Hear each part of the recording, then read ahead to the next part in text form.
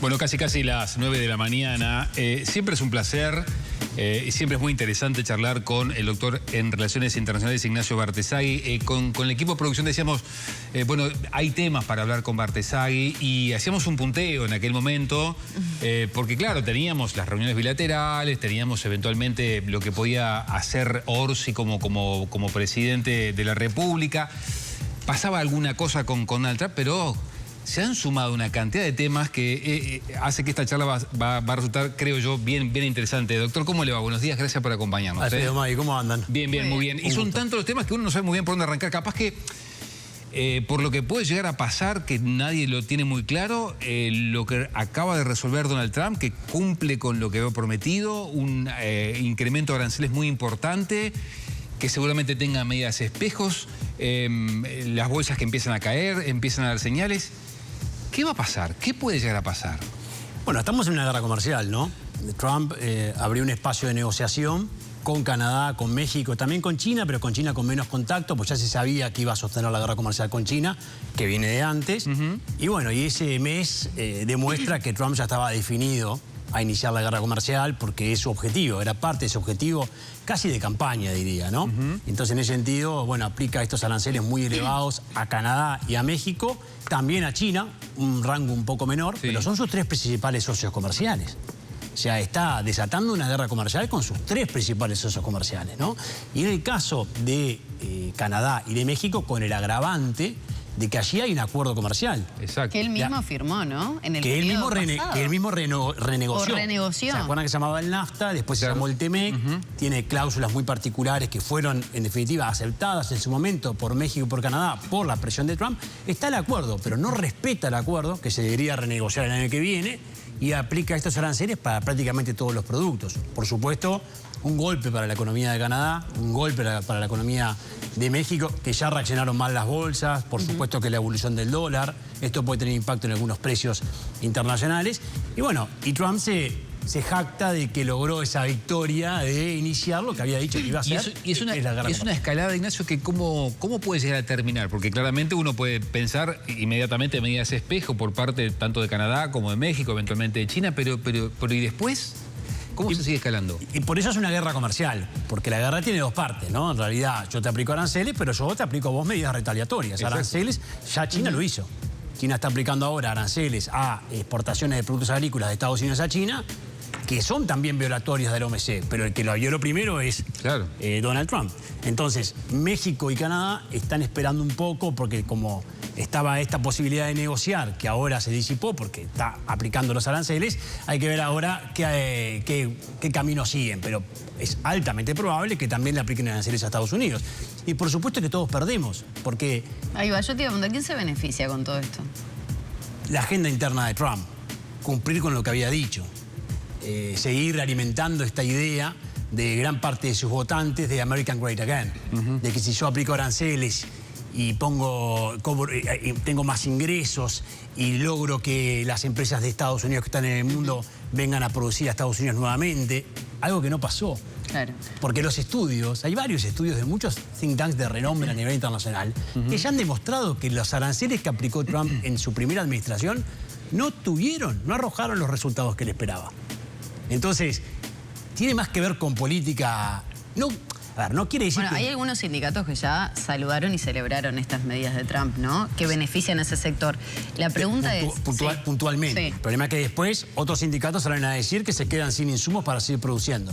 Claro, pues los tienen que venir a buscar acá abajo. Y porque los tienen que pagar. ¿Y sí? Y los tienen que pagar ahora con un arancel que antes no lo pagaban. O el consumidor de Estados Unidos empieza a tener una presión inflacionaria.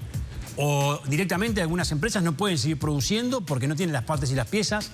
En un mundo como el de hoy, tan encadenado, donde los países producen con partes y piezas de todo el resto del mundo, es muy complejo. O las propias empresas estadounidenses empiezan a cuestionarse las trabas tecnológicas que se le aplican a las empresas chinas. ¿Por qué? Porque trabajás con las empresas chinas. ¿O por qué? O porque las empresas de Estados Unidos están produciendo en China. Claro. Entonces, esto es antieconómico, es ir en contra Ignacio, de lo que indica la economía, ¿no? Hace no mucho tiempo estabas por acá analizando la asunción de Trump, ese mensaje que se había dejado, ¿no? Que fue por enero, fines de enero, por ahí. Y hablábamos de esta carta que tenía bajo la manga Trump, de decir, bueno, renegocio otros aspectos como la ida de militares a la frontera, que eran miles por parte de México, también lo que se pretendía con Canadá, el ingreso de fentanilo, el ingreso de migrantes, el narcotráfico.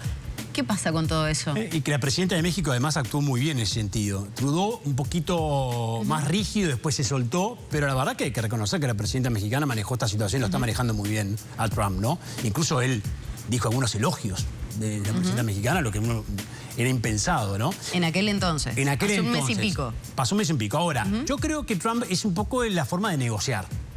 Yo te aplico aranceles, después negocio. ¿Y negocio por qué? Porque soy la primera economía a nivel mundial, tengo la fuerza para hacerlo. Entonces, voy a la máxima, ¿no? La máxima es me quedo con el Canal de Panamá. Entonces ahí mando a Marco Rubio para que del Canal de Panamá salga China en algunas inversiones que tenía previstas. Ahí gano. Voy por Groenlandia. Genero un debate vinculado a la independencia de Groenlandia de Dinamarca, que es un debate que, por cierto, ya subyace hace tiempo en Groenlandia. Voy con los aranceles y genero fases de negociación que probablemente después terminen en que vas liberando algunos aranceles. ¿Por qué? Porque el propio Trump o sus asesores saben que no es sostenible en el tiempo aplicar aranceles tan elevados, pero él lo que te dice es, mira, yo apliqué aranceles, tenía un déficit comercial de tantos millones de dólares, de tantos miles de millones de dólares con tal economía, lo bajé, gané. Logré que 3, 4 empresas vengan nuevamente a Estados Unidos y contraten American Great Again. Logré que tal empresa empiece a producir más acero y aluminio porque le puse aranceles a todo el resto. Son pequeñas victorias que él necesita por su estilo de negociación. Te quiero preguntar, Ignacio, esta determinación, esta concreción de los anuncios que había hecho Trump, ¿puede eventualmente acelerar procesos como, por ejemplo, el acuerdo Mercosur-Unión Europea? Que el viejo continente diga, efectivamente estamos ante un demente gobernando la mayor economía del mundo, vayamos no para el lado del Cono Sur, intentemos rápidamente acordar con el Mercosur. Y lo mismo te pregunto con China, ¿puede esto eventualmente acelerar contactos con la región? Muchas de las políticas que despliega Trump generan esto. El hecho solo de que haya ganado Trump las elecciones tuvo una repercusión inmediata en el apuro de la Unión Europea en cerrar el acuerdo con el Mercosur. Inmediata. Esto es reconocido por la propia Bruselas, digamos. Se sabe, se habla por los corredores. Ahora, cuando a medida que Trump siga profundizando sus políticas tan dañinas para el comercio internacional o para el derecho internacional, por supuesto que la Unión Europea va a mirar con buenos ojos al Mercosur y a otros socios. Ojo que apuró ahora la negociación con India. Todos los comisarios europeos estuvieron la semana pasada reunidos con Modi en India y se comprometieron a cerrar el acuerdo de libre comercio Unión Europea-India. Y todo lo que hemos visto ahora, después de estas impactantes imágenes de la discusión entre el vicepresidente de Estados Unidos y el presidente de Estados Unidos con Zelensky en la Casa Blanca, generó también, vos fijate, Alfredo, una reacción de Europa, de nuevas alianzas. Entonces, lo que le puede pasar a Trump, nunca perdiendo de vista de que es la primera potencia a nivel mundial, de que explica prácticamente la OTAN y que tiene incidencia brutal en la seguridad internacional, generan sus reacciones nuevas alianzas y nuevos movimientos que pueden dar oportunidades a China, a India, a una propia Europa a una Turquía. Turquía el otro día apoyó a Zelensky, después de lo que pasó en la Casa Blanca.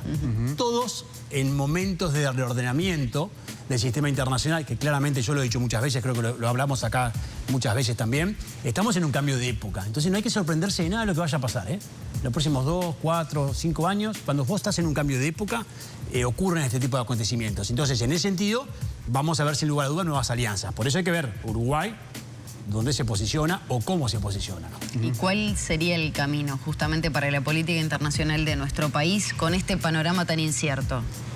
Seguir avanzando con la Unión Europea, seguir teniendo alianzas con China, mirar un poco más a la región, fortalecer el Mercosur, aunque el discurso de Milei ha sido bastante llovía. Bueno, ahí podríamos profundizar un poco más, señalando a Milei que quiere el Tratado de Libre Comercio con Estados Unidos. El enviado especial para esta región dijo que no va a haber Tratado de Libre Comercio con Argentina. Trump sí dejó la puerta abierta, ¿no? Bueno, dijo que va a haber algún tipo de negociación especial, ¿no? Para algunos rubros. Pero... Bueno, a ver, yo creo que Uruguay tiene que ser muy pragmático, ¿no? Tiene que moverse, primero, sin politización de su política exterior, ¿no? Por eso, cuidado con los pasos de decir, yo me voy para el lado de Brasil. Ojo, porque vos en algunas cosas tenés que irte para el lado de Milei, en otras cosas tenés que irte para el lado de Europa. Por suerte, Orsi y también el canciller ya en funciones han sido muy claros en que apoyan el acuerdo de Mercosur y Unión Europea. Bueno, fuera que no, por supuesto que eso es un pilar que tiene que salir, hay que apoyarlo. Pueden haber algunas dificultades más allá del apoyo del presidente alemán, hay que entender que el nuevo canciller de Alemania tiene otra agenda, hay que entender que ahora Europa está preocupada por otra cosa. Después de lo que pasó en estos días de que Trump le sacó el apoyo militar a Ucrania y el apoyo financiero, esto genera en Europa otras prioridades, pero eso hay que apoyarlo. Hay que seguir trabajando con China, con nuevos actores. Hay que, por supuesto, sostener una buena relación con los vecinos también. Ahora, eso de fortalecer el Mercosur. Yo noto cierta contradicción en el discurso de Orsi de Asunción, que lo escuché con mucha atención, en el sentido de decir, voy a seguir apoyando las acciones del Mercosur, pero también voy a apostar a los acuerdos unilaterales, o bilaterales, dijo. Y esas dos cosas al mismo tiempo es bastante difícil. Entonces yo creo que lo del Mercosur va a ser un tema clave, donde yo creo que Uruguay va hacia más Mercosur. ¿Se acuerdan de aquella frase de Dabre Vázquez?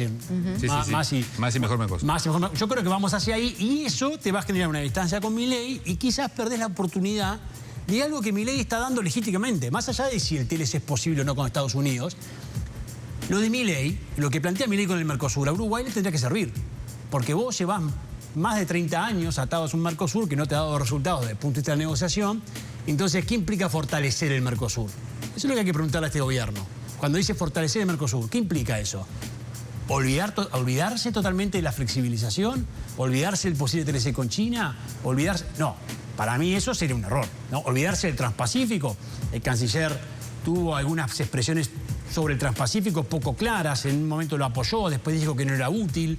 Yo creo que tenemos que tener mucha claridad en que en un mundo tan dinámico, cuanto más pragmático y cuanto más ligero estés para poder tomar decisiones, mejor. Bien. Ignacio, ¿sorprendió o te sorprendió la decisión del gobierno con respecto a Venezuela, la de no reconocer ahora a Urrutia, González Urrutia, tampoco a Maduro, pero fijar una posición diferente a la que tenía la pasada administración? Como gobierno me sorprendió, como fuerza política no. Como fuerza política era evidente que iba a darse un cambio. ¿Por qué? Porque hasta el propio Castillo defendió hace muy poco a Maduro, ¿no? Y dijo que había que quitarlo. Entonces, eso se viene. Estamos hablando de un ministro importante, ¿no? De gabinete. Ahora, lo que es llamativo es que si ya estaba ese reconocimiento y si existió cierto consenso en que las elecciones fueron fraudulentas, ¿por qué vas para atrás? Entonces ahí hay una explicación corta y una explicación larga. La corta es, me alineo a Brasil.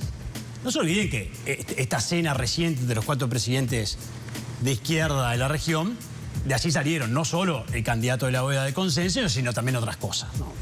Entonces yo creo que lo que hay es un Uruguay que va hacia un poco alineándose a Brasil. Yo lo he dicho esto, me parece que esto va a ocurrir. Hay algunas personas que consideran que esto no es así, que es hasta ofensivo decirlo. Para mí es realista decirlo, vamos hacia ahí, nos alejamos un poco de Milei, vamos hacia Brasil. Y esa es la explicación corta. La larga es la que ha dado el canciller, que es, necesito sostener el diálogo, necesito ser un puente para ver cómo solucionar el problema, entonces no puedo reconocer a ninguno de los dos. Más o menos es el mismo speech que tiene Trump con respecto a Putin y a Zelensky. No apoyo a ninguno porque estoy en el medio. Bueno, lo que pasa es que estar en el medio, cuando tú ya tomaste decisiones anteriores, el país tomó, bueno, genera un cambio en la política seguida por Uruguay, que podría adelantar, vamos a ver, esperar que no, podría adelantar otros cambios en otras políticas. ¿Por ejemplo? Y una próxima resolución de Naciones Unidas vinculada a la guerra en Ucrania. ¿Uruguay se va a abstener o va a apoyar, como ocurrió en la última resolución? ¿Va a acercarse a lo que dice Brasil? Las próximas resoluciones vinculadas con Medio Oriente. ¿Cómo va a votar Uruguay? Pueden haber cambios que tienen que ver con la visión de Brasil. Entonces lo que yo digo es, te estás alejando de lo que dice Europa, con esta decisión que acaba de tomar Uruguay, el nuevo gobierno uruguayo. Te estás alejando con lo que sostiene Estados Unidos. Vas con Brasil. Te alejas de Argentina. Bueno, vos mirás a Argentina acá, con la dinámica de Milei y de Argentina, de repente está como medio claro que este gobierno va a ir para el lado de Lula, no de Milei. Sí, bueno, ok. Pero no solo te estás alejando de Milei, te estás alejando de gran parte de Occidente, y especialmente de la Unión Europea. ¿Y eso qué impacto puede tener? Lo que pasa es que la Unión Europea habla de valores cuando habla del acuerdo Mercosur-Unión Europea. Entonces quiere ver muchas fotos el Parlamento Europeo antes de aprobar esta negociación. Y esas fotos son, ojo Milei lo que está diciendo vinculado al Acuerdo de París. Porque como Milei se vaya al Acuerdo de París, tenemos un problema enorme con el Acuerdo Mercosur-Unión Europea. O como Milei sostenga su posición tan dura con el Mercosur y de repente quiebre el Mercosur. Eso es un problema. Pero también muchos eurodiputados lo que pueden plantear es, bueno, acá estás en Uruguay que no reconoce a Edmundo González y que es dubitativo a la hora de decir lo que ocurre en Venezuela. Y sí, yo creo que eso puede ser un retroceso y eso es lo que a mí más me llama la atención, porque como ya te venía dado, a ver, si el gobierno actual no insistió en invitar a Maduro, a Venezuela, a Nicaragua y a Cuba, cuando el gobierno anterior vetó esa posibilidad, porque le venía bien no entrar en esa discusión. Claro. ¿Por qué no dejó pasar también seguir con el reconocimiento de Edmundo González? ¿Por qué se apura tanto a hacerlo? Yo insisto, me quedo más con la explicación corta que hice. Pegarse a Lula. Que con la explicación larga. La explicación larga, por supuesto que es discutible, es bienvenida y es respetable la posición del canciller. Pero yo pienso que pesa más la corta que la larga. El argumento de la cantidad de uruguayos que viven en Venezuela y mantener los vínculos, al menos de alguna forma sostenerlos y que haya... No hay representación el día de hoy diplomática. La pregunta es, ¿no puede ser una justificación de esta situación? ¿Pero qué información te está dando el gobierno de facto de Venezuela actualmente vinculado bueno, a los detenidos? No reconocer al otro candidato a la presidencia puede ser un camino de diálogo. Podría. Para mí el camino de diálogo se va a dar en cualquier situación, porque vos no tenés relaciones normales con Venezuela hoy. Decir que tenés relaciones diplomáticas con Venezuela... Esa es la trampa al solitario. Claro, también la realidad es que el reconocimiento de gran parte de América hizo romper vínculos y expulsar a los representantes diplomáticos, ¿no? Yo no creo que el hecho de no reconocer o reconocer te dé mayores garantías. Bueno, es una de las explicaciones que da el canciller, es válida, por supuesto es debatible. Está bien, ese es el camino que está siguiendo este gobierno. A ver, tendrá que ver si logra resultados rápidamente sosteniendo ese diálogo. Ahora, tampoco imagino en Uruguay mediando en este conflicto. Claro. Que es lo que se ha dicho. Uruguay tiene que, ¿por qué no el acuerdo de Montevideo? ¿Por qué no el acuerdo? Y yo creo que no. Yo creo que, porque para mediar en ese conflicto tenés también que, bueno, seguir sumando aliados, pero también tenés que seguir sumando ciertos enemigos políticos. Entonces, no sé si Uruguay tiene que jugar ese partido en este momento. Bien, Ignacio, te saco de la región y me quiero detener, lo mencionaste al pasar cuando hablábamos de definiciones de Trump y el impacto a nivel mundial. En lo que pasó en el Salón Oval hace no muchos días, porque tengo entendido que en las relaciones internacionales importa mucho el fondo, pero también la forma. Y más allá de que el fondo era importante, como el retiro del apoyo militar de Estados Unidos a Ucrania, la forma como se da, seguramente no debe haber muchos registros, vos que sos un estudioso del tema, de humillación, está bien dicho, por parte del gobierno de Estados Unidos a el presidente ucraniano. ¿Habías visto algo parecido? La verdad que no, porque la realidad empieza a superar la ficción. Sí, por supuesto, mensajes, tensiones, caras, posiciones en las mesas largas, digamos, declaraciones conjuntas que se cortan, eso hemos visto. Pero esta discusión pública, a ver, las diferencias entre Estados Unidos y Ucrania son clarísimas. Y creo que hubo cierta provocación del vicepresidente de Estados Unidos. Y lo que se esperaba era que Zelensky no respondiera. Y una vez más Zelensky demuestra que no es solo un comediante, ¿no? Ya se recibió de otra cosa Zelensky. Entonces hay que respetarlo como un jefe de Estado que está en guerra. Y que no lo ha hecho mal, ¿eh? Entonces yo creo que esa burla, porque es prácticamente una burla, ¿no? Fue muy fuerte. Y creo que el mundo entero lo condenó. Ahora, la discusión de fondo de que, por supuesto, Ucrania necesita a Estados Unidos y que Estados Unidos es la OTAN y que probablemente este acuerdo por los minerales críticos se lleve adelante. Sí, bueno, está bien. Y que Estados Unidos puso mucho dinero, por supuesto, en la guerra de Ucrania. Todo eso es cierto. Pero ¿cuántas veces agradeció Zelensky? ¿Tenés que decirle, usted me dijo pocas veces gracias? No, porque yo te vengo diciendo gracias a toda la administración de Biden. Y me junté contigo en París, ¿se acuerdan cuando se inauguró Notre Dame, en ese encuentro que se dio? Conversé contigo.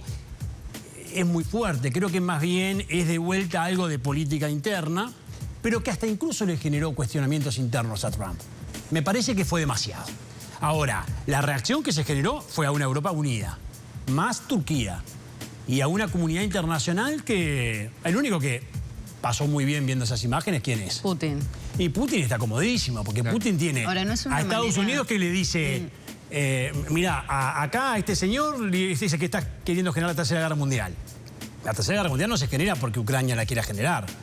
La Tercera Guerra Mundial se genera porque Rusia la inicia y porque después otro sale, ¿no? Entonces ahí el concepto es muy complicado. Entonces, ¿y la solución cuál es? Ok, yo te voy a solucionar esto en 5 minutos, pero parto de la base de que la integridad territorial no me importa más, el derecho internacional público tampoco, y vos vas a perder el 20% de tu territorio. Y además me voy a quedar con minerales críticos, ¿eh? Porque además no se olviden que la zona del Donbass, que es la que está ocupando en este momento Rusia, es muy rica en los minerales. Entonces, todo esto, ¿por qué ahora se está discutiendo un Putin que dice vuelvo a recibir las inversiones de Estados Unidos en Rusia? Lo que se está dando es, en los hechos, una alianza Putin-Trump con el pragmatismo clásico de Trump, pero que en este momento de transformación internacional es muy delicada. Entonces yo creo que miremos más para Europa, seamos muy cautos con lo que vimos en la Casa Blanca y por supuesto es una señal de tremenda preocupación. Ignacio, cortita y al pie. El conflicto en Medio Oriente, ¿qué rol puede jugar Trump ahí? Bueno, ya está jugando. Jugó en el acuerdo de paz en fases, que con dificultades viene adelante. Y bueno, y la solución que puede dar con Gaza es el gran problema, ¿no? Donde allí hay mucha discrepancia, en donde otros estados árabes van a tener que opinar. No es tan fácil esta solución y yo creo que allí Trump también tiene alguna simplificación de cómo imagina el futuro de Gaza a partir de un acuerdo de paz, que no es un acuerdo de paz definitivo. Porque el problema de fondo en Medio Oriente es la cuestión de Irán.